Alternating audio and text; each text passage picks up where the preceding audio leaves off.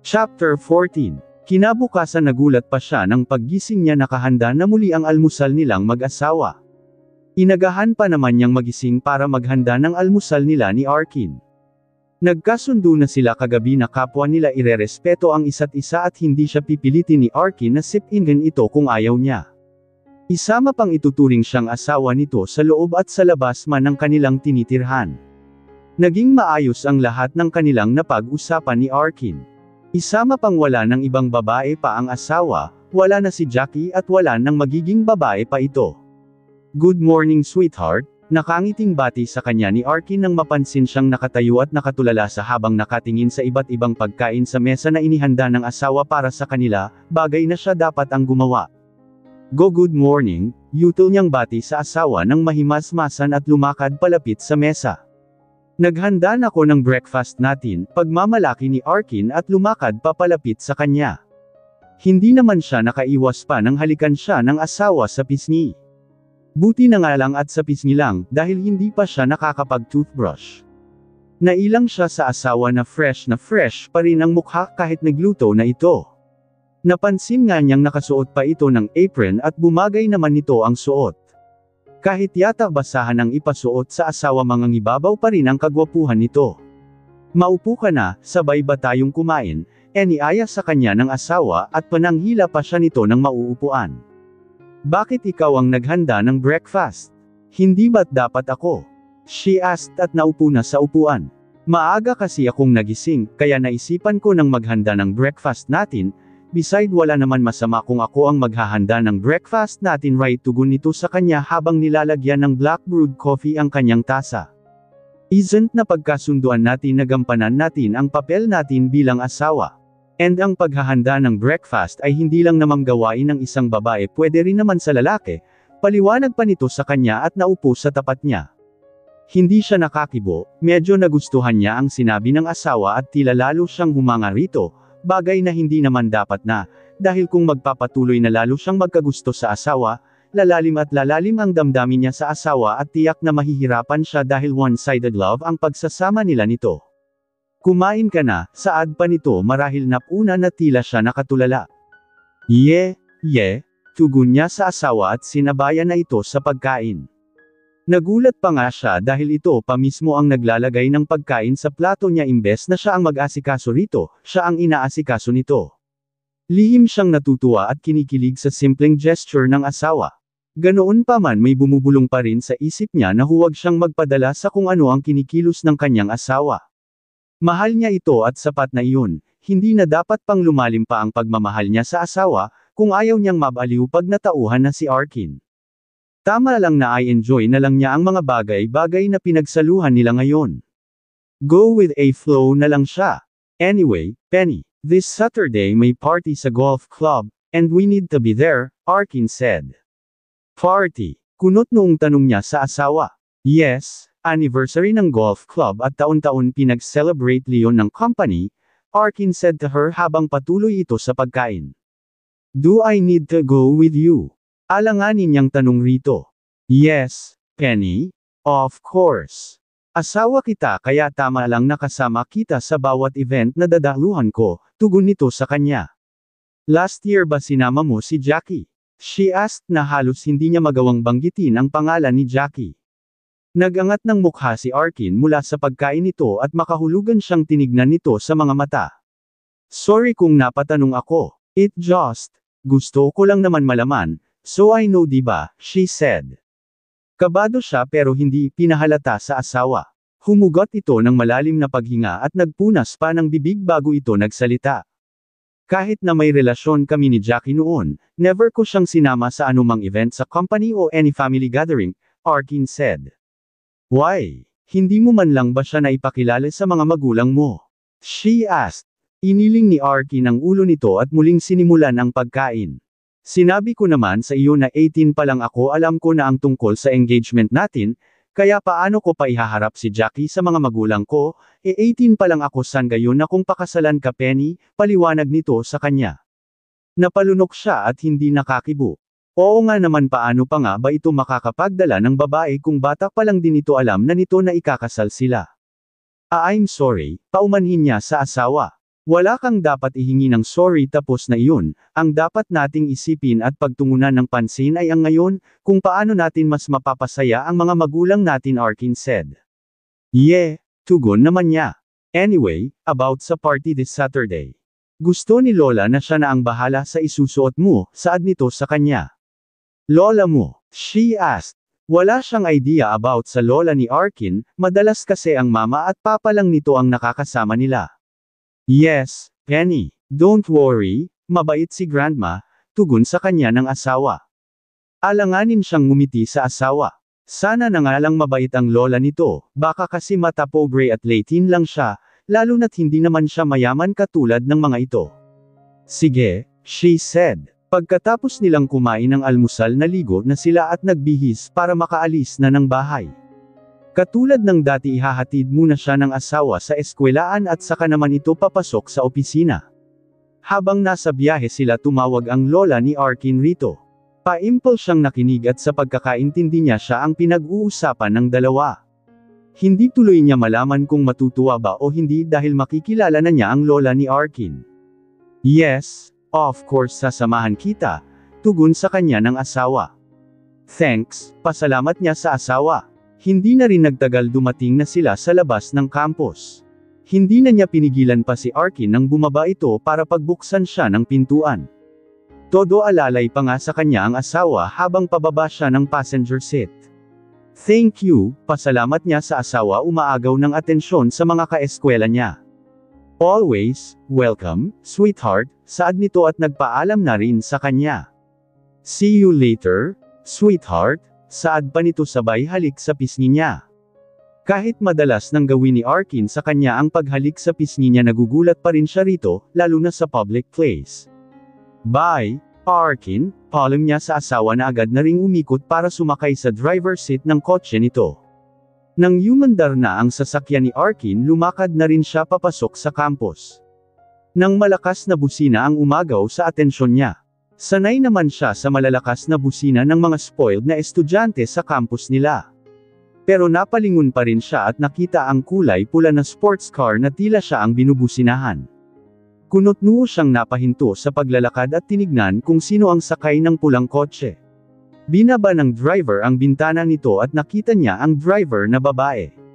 Agad niyang nakilala ang babaeng sakay ng sports car si Jackie. Napalunok siya nang huminto ang sasakyan. Walang duda na siya ang sadya ni Jackal sa campus nila. At alam niyang tungkol kay Arkin ang pag-uusapan nila. Hi, Penny, can we talk? Jackie said poker face. Nagulat ba kita Penny? Tanong sa kanya ni Jackie nang magtungo sila coffee shop na katapat ng campus nila. Hindi na siya nakatanggi kay Jackie, kaya sumama na siya rito para makapag-usap pa sila. Hindi na muna niya papasukin ang unang subject niya, mas importante na magkausap sila ni Jackie ngayon dahil kay Arkin. Hindi naman, tugon niya. So, you mean expected mo na napupuntahan kita? Jackie asked her. Sisigot na sana siya nang may lumapit na waiter dala ang order nila, kaya hinintay na muna nilang makaalis ang waiter. Alam mong pupuntahan kita once na malaman kung ikaw pala ang babae ni Arkin, saad ni Jackie nang maiwan na silang dalawa sa mesa. Napakunot pa ang kanyang noo sa tinuring nito sa kanya. Tama ba ang narinig niya mula kay Jackie na babae siya ni Arkin? Mali yata ang tamang ginamit nito. Isa pa wala siyang idea kung paano nalaman ni Jackie ang tungkol sa kanila ni Arkin, kaya hindi niya inasahan ang pagsulpot nito sa harapan ng campus nila para kausapin siya. Alam naman niyang hindi siya babanggitin ni Arkin kay Jackie. Actually nagulat ako nang malam kong ikaw ang babae ni Arkin. Hindi ako makapaniwala na papatulan niya ang isang batang katulad mo, saad pa nito sa kanya. I am 18, legal age, hindi na ko bata. Mariin niyang saad kay Jackie. Kinagulat naman niya ang pagtawa ni Jackie na para bang nakakatawa ang sinabi niya rito. Oh my, Marteng sabi pa ni Jackie at dinampot ang kape nito sa kasumimsam, saka nagpatuloy sa pagtawa na tila ba hindi nito mapigilan ang tumawa. Alam niyang walang nakakatawa kundi iniinsulto siya nito sa pagitan ng pagtawa nito. Sorry, kunwaring paumanhin pa nito sa kanya. Hindi naman niya tinago ang inis na nararamdaman kaya tinapunan niya ng makahulugang tingin si Jackie para tumigil na ito sa pagtawa, nagmumukha na kasi itong tanga. Sorry, Penny, hindi ko lang talaga mapigilan ang matawa, saad pa nito ano ba ang nakakatawa? Taas kilay niyang tanong rito. Well, natawa lang ako kasi kilala ko si Arkin, at alam ko kung ano ang tipo niya. Kaya ako natawa kasi alam kong hindi ang katulad mo ang tipo niya, tugon nito sa kanya na may pagtaas pa ng kilay sa dulo. Maganda si Jackie, hot, malakas ang appeal at tiyak na habulin ito ng mga lalaki. Bagay naman ito kay Arkin, pero hindi bilang asawa, kundi hanggang kama lang. Dahil siya lang ang babaeng nababagay maging asawa ni Arkin. Actually grabe ang gulat ko nang sabihin sa akin ni Vlad na ikaw ang babaeng kinakasama ni Arkin ngayon na pinagpalit niya sa akin. Even si Vlad hindi makapaniwala sa naging desisyon ng Kuya Arkin niya, poleng-iling pa ito ng ulo sa kanya. So, kung ganoon si Vlad ang nagsabi kay Jackie ng tungkol sa kanila ni Arkin. Kung sa bagay ano pa nga ba ang aasahan niya kay Vlad? Tiyak na gagawa na rin talaga siya nito ng hindi maganda at ikapapahamak niya, dahil galit ito sa kanya. Ganoon pa man hindi niya maiwasang makaramdam ng inis o galit kay Vlad sa ginawa nito sa kanya, parang nais na talaga siyang ipahamak ni Vlad ngayon. Wala naman siyang magagawa kundi tanggapin na lang na hindi na isang kaibigan sa kanya si Vlad, isa na itong stranger na hindi niya dapat pagkatiwalaan pa. Ano ba ang ginawa mo at nagawa akong ipagpalit sa iyo ni Arkin? Tanong sa kanya ni Jackie habang nakataas ang kilay. Tutal alam mo na rin pala na ako ang pinalit niya sa iyo, mabuti pang sa kanya mo na lang itanong Lion, mataray niyang tugon sa dalaga na napaka-moldita ng mukha. Don't tell me mas magaling ka sa akin pagdating sa kama. Jackie asked her. Naramdaman niya ang pamumula sa kanyang magkabilang pisngi. Paimpol siyang tumingin sa paligid para tignan kung may nakarinig ba kay Jackie sa sinabi nito sa kanya. Masyado kasing mainit si Arkin pagdating sa kama. Para kay Arkin kama is life, walang ibang importante sa kanya pag magkasama came kundi kama. Litanya nito sa kanya, ganoon rin ba siya sa iyo? Nagagawa mo ba ang lahat ng gusto niya sa kama? Tanong sa kanya ni Jackie. Napalunok siya, hindi nila dapat pang pag-usapan ang bagay na iyon, masyadong personal na ang bagay na iyon. We are more than that, mariin niyang saad rito. Nagpapatawa ka kung ganun, Jackie said. Magpakatoto ka na Penny. Nagalingan marahil sa iyo si Arkin kaya hindi ka na niya mabitiwan ngayon. Pero huwag kang makapant, dahil katulad ng ginawa niya sa akin pag nakakita siya ng mas magaling sa iyo, tiyak na iiwan ka rin niya basta-basta katulad ng ginawa niya sa akin, litanya nito sa kanya. Hindi siya nakakibo. Alam niyang posibleng mangyari iyon, pero gagawin niya ang lahat para hindi siya iwan ni Arkin. Mangyari man iyon sa amin ni Arkin, magiging handa ako at hindi ako maghahabol, tugon niya habang nakatingin ng diretsyo sa mga mata nito. Sa tingin mo ba kaya ako nakipagkita sa iyo dahil naghahabol ako? Jackal asked. Hindi nga ba? Balik tanong niya. Of course not. Inalam ko lang kung ikaw ba talaga ang pinout sa akin ni Arkin at ngayon kumpirmado ko na, okay na ko makakamove on ako at mapagtatawanan ko na lang si Arkin sa larong gusto niya. Wala akong balak habulin siya o guluhin ang pagsasama nyo, kahit alam kong may kakayahan akong mabawi si Arkin sa iyo Penny, lalo na't mukhang sa nangyari inagawan mo ko, mahabang litanya sa kanya ni Jackie. Napalunok siya at nag-iwas ng tingin sa huling sinabi nito sa kanya. Medyo nanginginig pa nga ang kanyang kamay nang abutin niya ang kanyang iced coffee. Medyo nataman kasi siya sa huling sinabi nito. Mukha nga kasing inagaw niya si Arkin kay Jackie dahil may relasyon ang dalawa at bigla ang kanyang pagpasok sa buhay ni Arkin. It's okay, Penny, dahil matagal na rin naman kami ni Arkin, nagawa na namin ang lahat ng dapat naming gawin bilang magkarelasyon, wala na rin naman sa akin kung mapunta na siya sa iba ngayon, tutal naman para na ko na rin siyang tira-tira, panunuya ni Jackie sa kanya. Nang sulyapan niya ito nakangisi ito sa kanya. Sadya ko lang sa iyo Penny, para ay good luck ka sa relasyon mo kay Arkin, at sana tumagal kayo kahit 1 taon man lang. Mangyayari lang naman iyan kung lagi kang may ipapakitang bago kay Arkin pagdating sa eskama Jackie said. I told you, Jackie, we are more than that. Pagtatama niya kay Jackie. Kilala ko si Arkin, Penny kay hindi mo ko maloloko. So, good luck na lang sa iyo at sa secret heart mo na tiyak na hindi titigilan ni Arkin, saad pa nito sa kanya. Problema ko na yun Jackie, taas mukhang saad niya sabay tayo na para matapos na ang walang kwentang usapan nila nito. Well, Good luck, Penny, saad pa nito sa kanya. Tumanggaw siya at nagpaalam na rito para maiwasan na ito. Nabanggit pala sa akin ni Vlad na may gusto siya sa iyo, habol ni Jackie sa kanya nang tumalikod na siya. Natigilan siya pero hindi ito sinulyapan. Curious tuloy ako kung gaano kakagaling sa kama at magkapatid pa ang nababaliw sa iyo, Jackie also said. Shut up, Jackie. Asat niya rito nang harapin ito. Mali ka nang iniisip, she said. Huwag kang magmalinis, Penny, kilala ko ang mga babaeng pademir na katulad mo, makamandag, Jackie said. Iniling na lang niya ang ulo at hindi na kumibo pa. Ayaw na niyang makipagbangayan pa kay Jackie, wala din naman patutugwan ang pag-uusap nila. Tama na umiwas siya rito, ayaw niya ng gulo. Lumakad na siya patungo sa pintuan ng coffee shop nang malasalubong si Vlad, magtama ang kanilang mga mata. Isa na si Vlad ngayon sa taong hindi niya mapagkakatiwalaan. Sa may pintuan, matapos ang klase niya agad siyang nagpaalam sa kaibigan dahil sisunduan siya ni Arkin para magpunta sila nito sa kaibigan ng lola nito kung saan ipapagawa ang kanyang susuotin sa anniversary ng golf club ng mga De La Vega. Penny, tawag sa kanya habang palakad palabas ng campus. Nakita niya si Vlad na palapit sa kanya. Hindi niya tinago ang pagkadismaya sa dating kaibigan nang makita ito. Ganoon pa man huminto siya para harapin ito. Kanina hindi niya ito kinausap dahil nais na niyang makaalis sa lugar na iyon, hindi niya nais makasama si Jackie at Vlad sa iisang lugar. May kailangan ka, Vlad? Taas kilay niyang tanong rito. Hindi na rin niya tinago ang inis niya rito, mabuti nang alam nito na inis siya rito dahil sa ginawa nitong pakikipagkaibigan kay Jackie. Anong pinag-usapan niyo ni Jackie?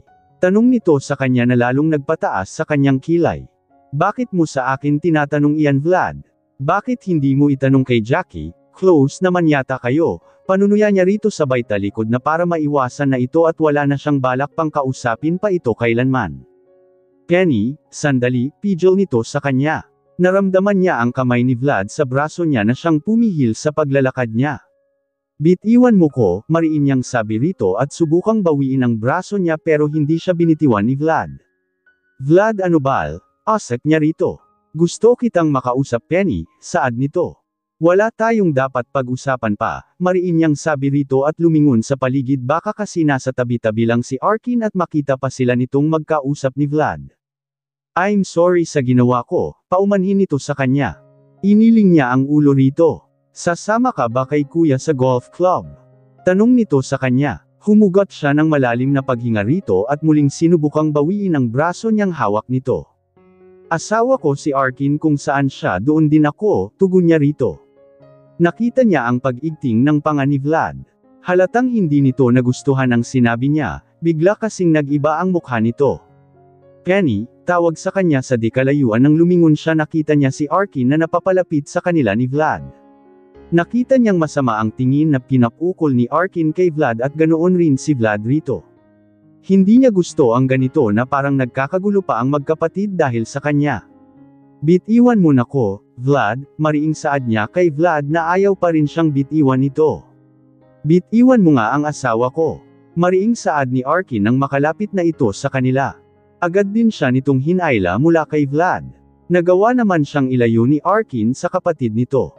Arkin, tawag niya sa asawa para sana pakalmayan ito, bakas kasi sa mukha nito ang galit.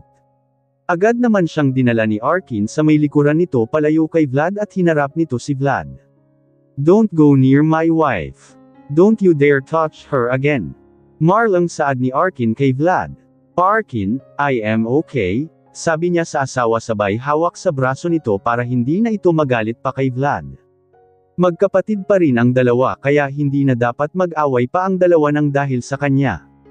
Pinagpasalamat niyang hindi na sumagot pa si Vlad sa kuya nito at hindi na nagpang-abot pa ang dalawa. Marami pa namang tao sa paligid na napapatingin sa kanila. Pasensya na, Vlad said sabay talikod na nito sa kanila. Vlad, tawag ni Arkin sa kapatid nito.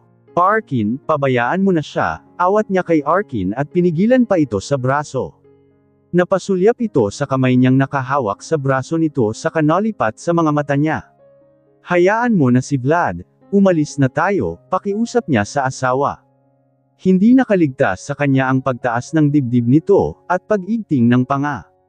Sa nakikita niyang mukha ng asawa halata niyang nagpipigil lang ito ng galit, at kung hahayaan niyang harapin ito si Vlad tiyak niyang magkakagulo na.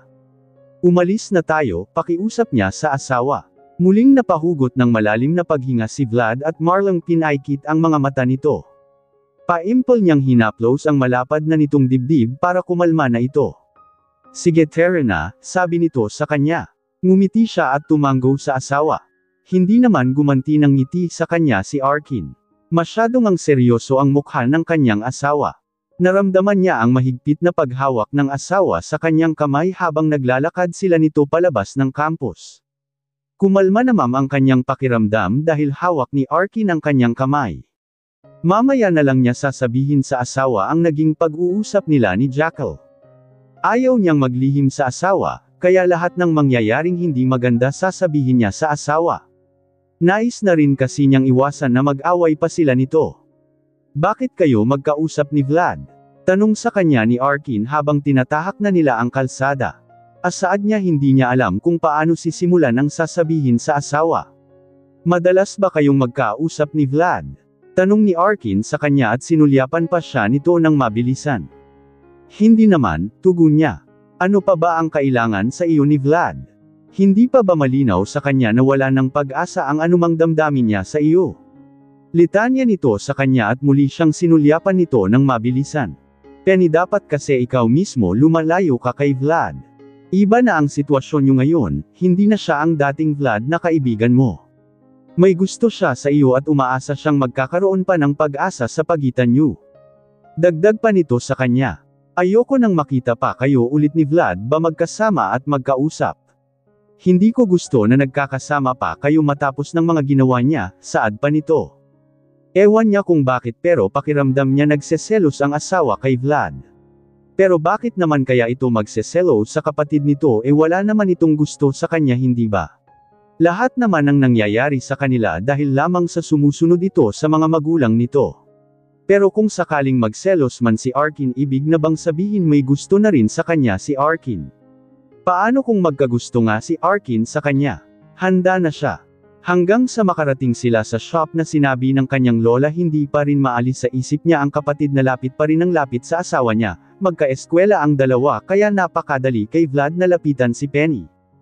Hindi niya nals na makalapit pa si Vlad sa asawa nita, dahil alam naman niyang may gusto pa rin si Vlad kay Penny kahit pa asawa na niya ito.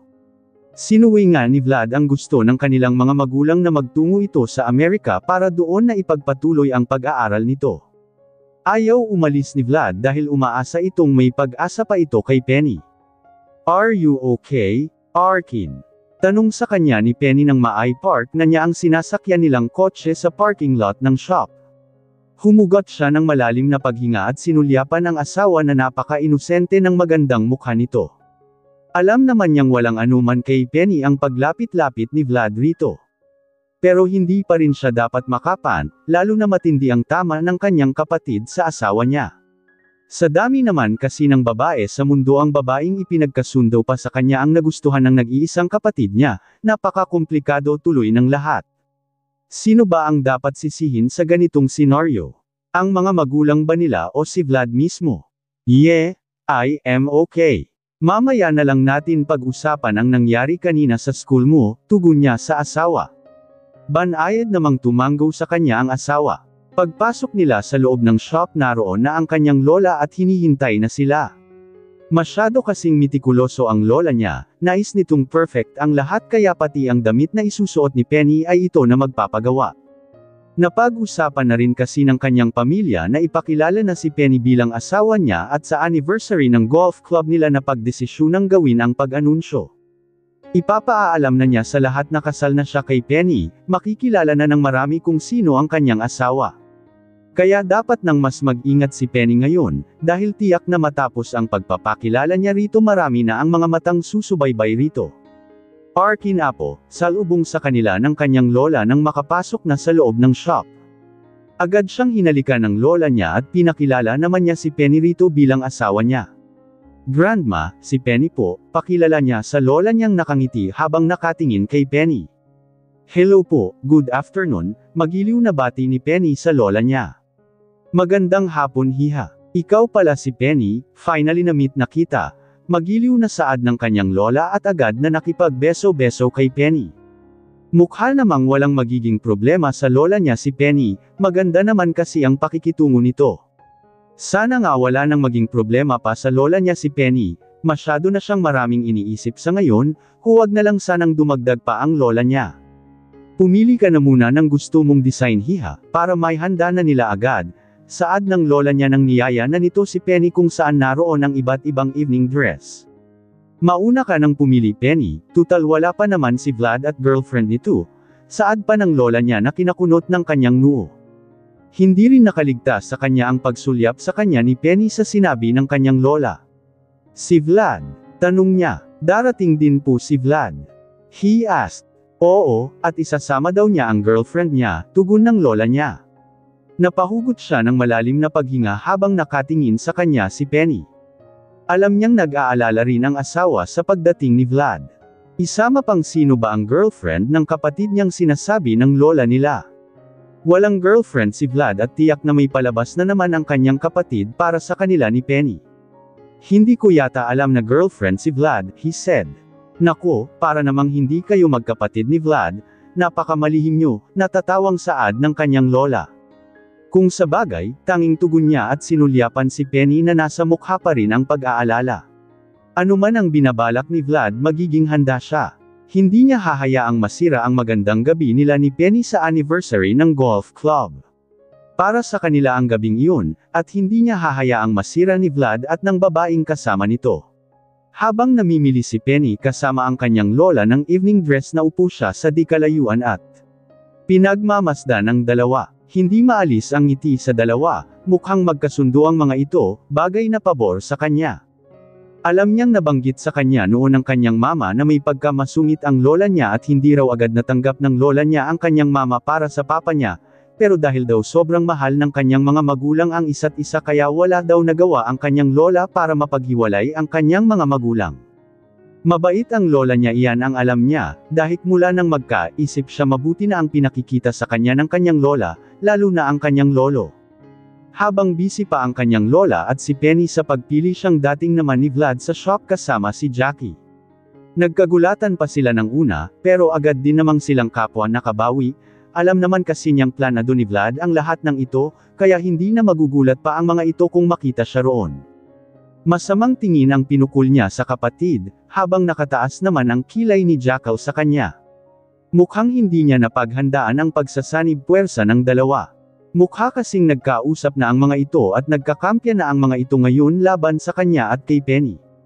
Oh, Vlad nariyan na pala kayo, tignan ng kanyang lola ang bumasag sa katahimikan nila.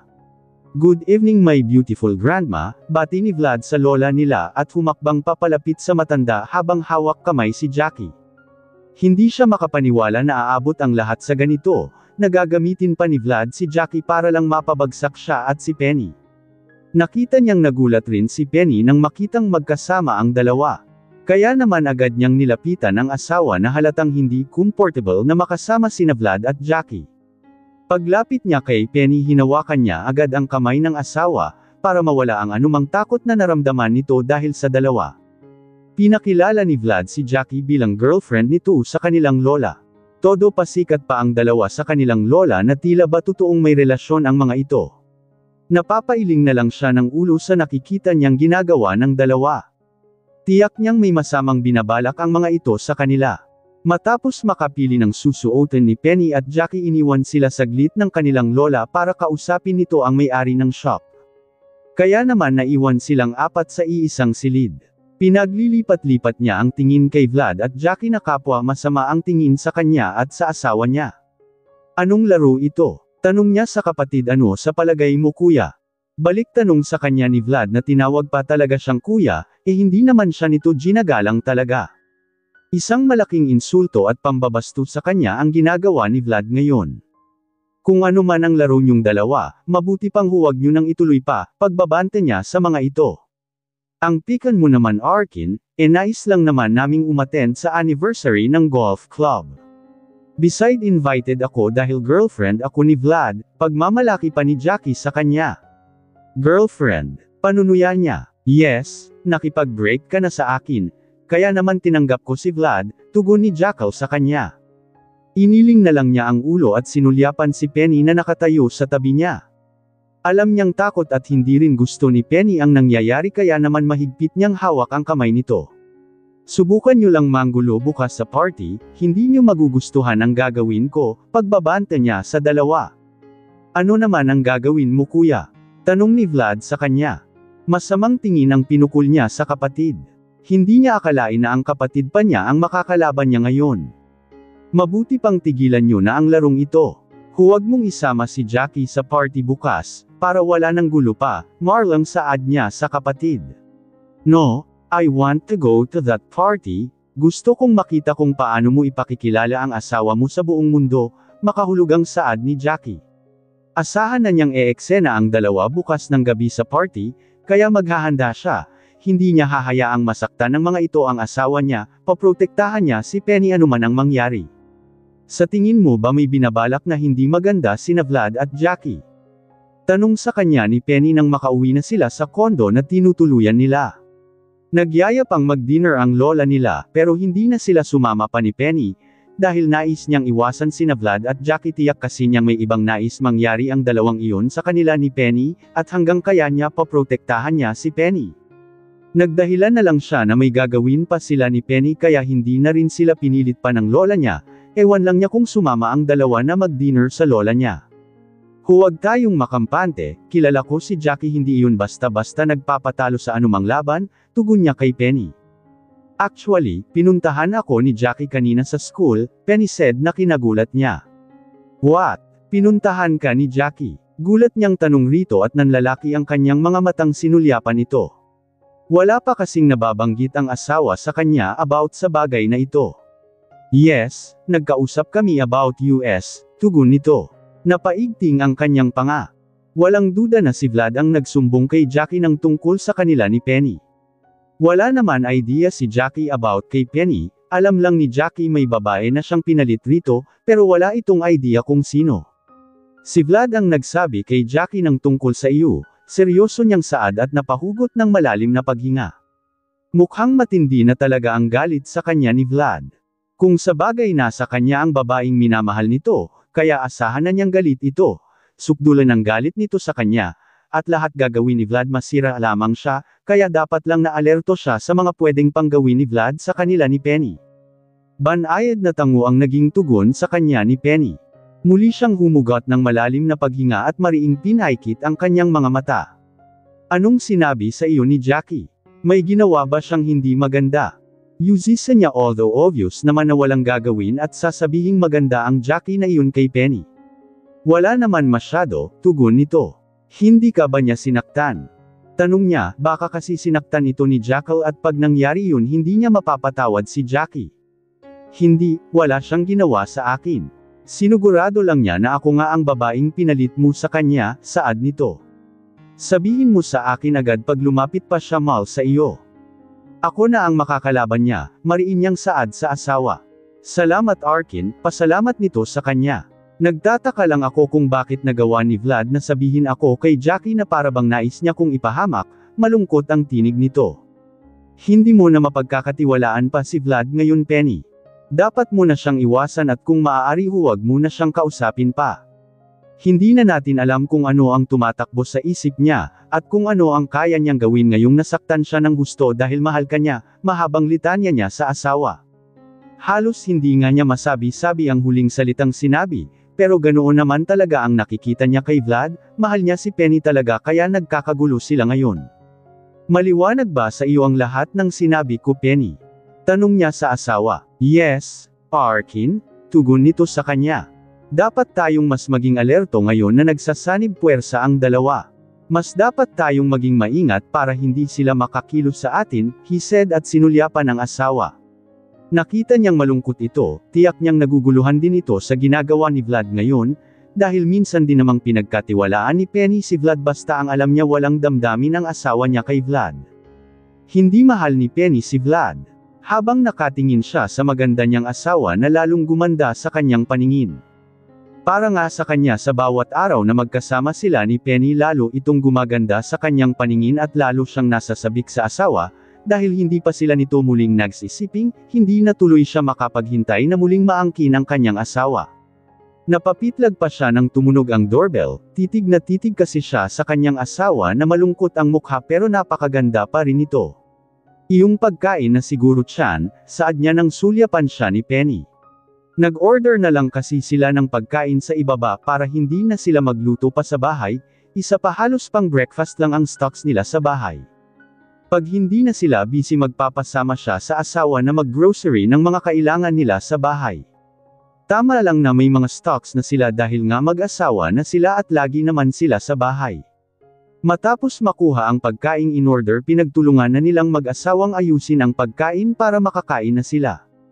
Hindi nga niya mapigilan ang sarili na sulyapan ang asawa sa habang inihahanda ang pagkain nila. Napaksimple lang ni Penny pag nasa bahay sila, wala itong anumang make-up sa mukha, napaka-natural ng ganda nito.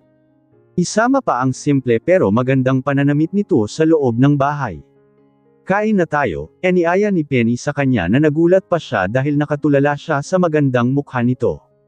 At tanging saad niya at kumurap-kurap pa para gisingin ang sarili mula sa pagkakatulala sa ganda ng kanyang asawa. Ayos ka lang ba Arkin? Tanong ni Penny sa kanya. Oo, ayos lang ako, tugon niya at naupo na katapat ito para kumain na sila. Penny, bukas sa party huwag kang hihiwalay sa akin he said. Ano ka ba as if naman nagagawan talaga ako ng masama ni na Vlad at Jackie, nakangiting saad nito sa kanya. Hindi natin alam kung ano ang tumatakbo sa isip ng dalawang iyon, lalo na kay Vlad dahil broken-hearted siya sa iyo. He said habang nakatingin sa asawa. Hindi naman ito kumibo sa kanya at tinuloy lang nito ang kinakain. But, don't worry, Penny, I will protect you. Hindi ko hahayaang masaktan kanila o magawa ng hindi maganda. Gagawin ko lahat maprotektahan lamang kita Penny, seryosong litanya niya sa asawa. Salamat Arkin, pasalamat nito sa kanya. Hindi mo kailangan magpasalamat Penny, bilang asawa mo obligasyon kong protektahan ka at alagaan ka, he said sincerely, hindi nga niya alam kung bakit sinasabi niya ang mga ito sa asawa. Masyado yata siyang nadadala sa ganda nito at kung ano-ano na ang ipinapangako niya rito. Well, lahat naman ng kanyang pinapangako sa asawa ay tutuparin niya, hindi niya hahayaang masaktan ang asawa. Hindi niya hahayaan masaktan ang asawa ng mga taong may galit sa kanya. Siya na lang ang saktan ng mga ito huwag ang kanyang asawa. Napangiti siya nang makita ang sarili suot ang evening dress na napili niya sa shop ng kaibigan ng lola ni Arkin. Hindi siya makapaniwala na napakaganda pala ng evening dress na napili niya na kulay puti, para siyang anghel sa ganda.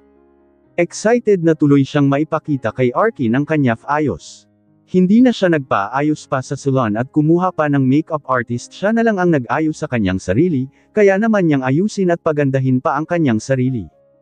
This is perfect, nakangiting bulong niya sa sarili habang hindi maalis ang mga mata sa salamin at siya mismo humahanga sa kanyang angking ganda. Anong sinabi ni Jackie sa ganda niya ngayon? Baka nga masabi pa ni Arkin na tama ang desisyon nito na siya ang piliin over Jackie, litanya niya sa sarili sa kanapangiti lalo dahil sa masyado na yatang overconfident ang mga naisip niya. Napapitlag pa siya ng makarinig ng katok sa pintuan ng silid. Penny, are you ready? Tinig ni Arkin sa labas ng pintuan. Arkin, yes I am ready, tugon niya at muling sinulyapan ang kanyang sarili sa salamin. Mabilis na rin niyang hinayla ang mamahaling perfume at nag-spray sa buong katawan niya, nais niyang lubos na maging mabango para kay Arkin. Lahat namang ginagawa niyang pampapaganda at pag-aayos ng kanyang sarili ay para sa asawa niya wala nang iba pa.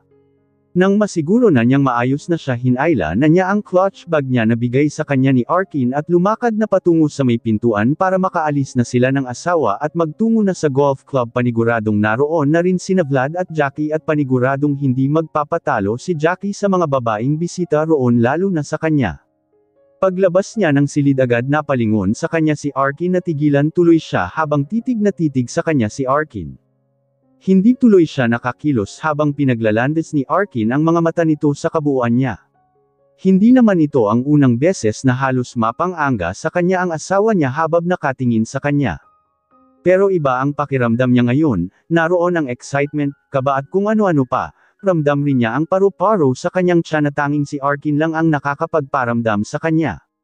Wow, Penny, you are so gorgeous. Puri sa kanya ni Arkin habang wala pa rin itong kurap na nakatingin sa kanya. Thanks, Arkin, pasalamat niya sa asawa na napakagwapo rin sa suot nitong tuxedo. Madalas naman niyang makita ang asawa na naka-formal attire sadyang iba lang ang kagwapuhan nito ngayon. Napakalakas ng dating nito, hindi na siya magdududa kung bakit hindi mapakawalan ni Jackie ang asawa niya. Ang lakas kasi ng dating nito at sobra sa kagwapuhan. Ikaw din ang ganda ng suit mo, she said. Ngumiti sa kanya ang asawa at humakbang ito palapit sa kanya. Sinalubong naman niya ang asawa na may ngiti sa labi. Aaminin niyang sobrang kilig ang kanyang nararamdaman sa mga oras na iyon na parabang iisa ang damdamin nila ng asawa, although alam niyang siga lang ang nagmamahal rito. Pero hindi pa rin siya nawawalan ng pag-asa na soon mamahalin din siya ng asawa, isn't nagsisimulan na itong magbago. Sinabi nga nito na poprotektahan siya nito kina Vlad at Jackie, pakiramdam tuloy niya ang ganda-ganda niya para protektahan ng isang Arkin de la Vega. Hi, Mrs. de la Vega, nakangiting bati sa kanya ni Arkin sabay hawak sa kamay niya na dinala pa nito agad sa labi nito para halikan. Napangiti siya at pinigilan ang sarili na kiligin sa napaka-sweet na gesture ng asawa sa kanya. Sweet naman talaga si Arkin, iyon nga lang hindi madalas, pero ganoon pa man in love pa rin siya sa asawa. Ewan nga niya kung ano na ang mangyayari sa kanya kung mapapadalas na ang pagiging sweet ng asawa sa kanya, baka lalo na siyang ma-in-love sa asawa na pwede niyang ikabaliw dahil one-sided love lang. You are so beautiful, Mrs. de la Vega, puri ng asawa sa kanya. Wala siyang nagiging tugon sa asawa. Kilig na kasi siya sa pagtawag nito sa kanyang Mrs. de la Vega.